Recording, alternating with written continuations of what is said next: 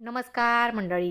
Star प्रवाहावरील लग्नानंतर होईलच प्रेम या मालिकेच्या पुढील येणाऱ्या भागामध्ये आपल्याला असं बघायला मिळणार आहे की मानिनी नंदिनीला विचारते की अगं तुझं सामान कुठे, तू बॅग वगैरे घेऊन नाही आलीस का. तेव्हा नंदिनी म्हणते की नाही. तेव्हा मानिनीला कळते की नंदिनी इथे फक्त भेटायला आलेली आहे, कायमची नाही. मानिनी म्हणते की बघ नंदिनी, तू घरी परत ये, पण मी तुला फोर्स करणार नाही. लवकरच तुमच्यातील दुरावा मिटवा आणि तू आपल्या सासरी परत ये. त्यानंतर जीवा त्याची बॅग तिथेच विसरून गेलेला असतो. त्यामुळे मानिनी नंदिनीलाच त्याच्या रूममध्ये पाठवते. तर ती सामान बघून नंदिनीला आता जुन्या गोष्टी आठवू लागतात. आता दार बंद करून घेतलेलं असतं. नंदिनी म्हणते की आहो पसारेवाले, दार तर उघडा ना, तुमची चकाचक बाई तुमचा पसारा आवरायला आलीये. जीवा काहीच रिस्पॉन्स देत नसतो. नंदिनी म्हणते की अहो एवढं काय रागवायचं, नेहमीचं आहे तुमचं. अहो उघडा ना दार, मला तुमच्याशी बोलायचंय. मला माहिती आहे तुम्ही सगळं ऐकताय माझं बोलणं, फक्त काही रिस्पॉन्स देत नाहीयेत. मला त्रास व्हायला पाहिजे म्हणून तुम्ही असं वागत आहात ना. माझ्या आवाजाला हो तरी द्या. तर इकडे जीवाने आता कान बंद करून घेतलेले असतात. पण नंदिनी आता तिच्या घड्याळामधलं बटन लावते आणि इकडे घड्याळ वाजू लागतात. जीवा लगेच ते बंद करतो. नंदिनीला म्हणतो की तू प्लीज इथून निघून जा, माझ्या नजरेसमोर येऊ नकोस. तर बिचारी नंदिनी नाराज होते आणि तिथून निघून जाते. तर इकडे बॅग बंद होत नसल्यामुळे पार्थ काव्याला म्हणतो की तुम्ही बॅगवर बसा, म्हणजे मी बॅग बंद करेल.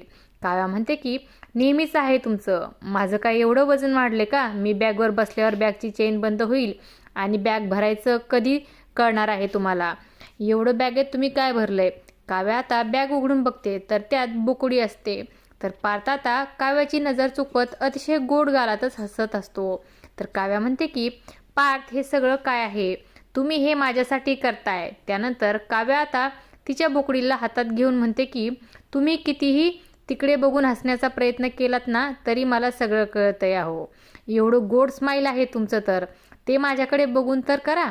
कसं आहे ना देशमुख, पाऊस पडून गेल्यानंतर आपल्याला पाऊस दिसत नाही, पण सगळीकडे ओलसर जमीन दिसते, हवेतील ओलसरपणा जाणवतो. तसंच तुमचं माझ्यावरील राग संपूर्णपणे मिटला आहे, पण ते तुम्ही मला बोलून दाखवत नाहीयेत, पण तुमच्या कृतीमुळे ते मला कळतंय.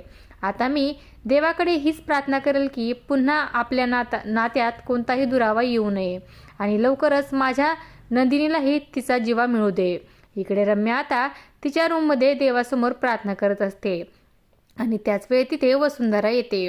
वसुंधरा म्हणते की रम्या, तू काव्यासाठी देवाकडे प्रार्थना करतेस की काय, तिची एक्झाम क्लिअर व्हावी, हा चमत्कार कधी घडला. तेव्हा रम्या म्हणते की अगं ती फेल व्हावी अशीच प्रार्थना करते मी. एवढा प्रयत्न केला पार्थ आणि काव्याला वेगळं करण्याचा, पण तरीसुद्धा तिने पार्थला मिळवलंच. आज तो पार्थ त्या काव्याला एक्झाम सेंटरला सोडायला घेऊन चाललाय. आता ते दोघं पुन्हा एकत्र आलेत, तेच मला बघवत नाहीये, म्हणून देवाकडे प्रार्थना करत होते. काही झालं तरी त्या एक्झामला मी तिला बसून देणार नाही. आणि तसंही गुरुजींनी तर सांगितलंच की माझं पार्थसोबत लग्न होणार आहे. आता त्या क्षणाची फक्त मी वाट पाहत आहे. तर अखेर काव्या आणि पार्थ आता एक्झाम सेंटरला जायला निघालेले असतात. तर मानिनी काव्याचं तोंड गोड करत तिला म्हणते की एक्झाम झाल्यानंतर घरी येण्याची घाई करू नका, तुम्ही आपलं निवांत फिरत लोणावळा खंडाळा कुठेतरी इकडे. तर विक्रम म्हणतो की अगं स्पष्टपणे सांग ना की त्यांना हनीमूनला पाठवायचा प्लॅन आहे तुझा. काव्या म्हणते की अहो बाबा तुम्ही पण ना.